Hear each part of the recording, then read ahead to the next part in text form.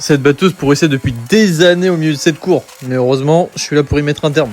Bon, par contre, cette fois-ci, je vais utiliser une benne plutôt qu'un plateau pour charger la batteuse.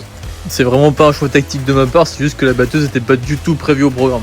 Car sinon, croyez-moi bien que je serais venu avec un plateau, parce que là, j'ai vraiment galéré à la faire rentrer dans la benne. Déjà, on a été obligé de démonter la coupe pour pouvoir ne serait-ce qu'espérer la faire rentrer un minimum dans la benne. Mais le pire dans tout ça, c'est que la batteuse fait 2,50 m de large au niveau des roues avant, et l'intérieur de ma benne fait 2,35 m. Donc autant vous dire que ça risque de coincer un peu.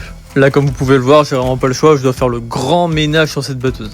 Donc que ce soit sur les côtés et même sur le dessus. Là, je dois vraiment en arracher un maximum pour éviter que ça dépasse trop. Car ici, on a encore les mêmes problèmes de hauteur que d'habitude. Faut pas que ça dépasse trop, surtout que là, je passe sous des ponts.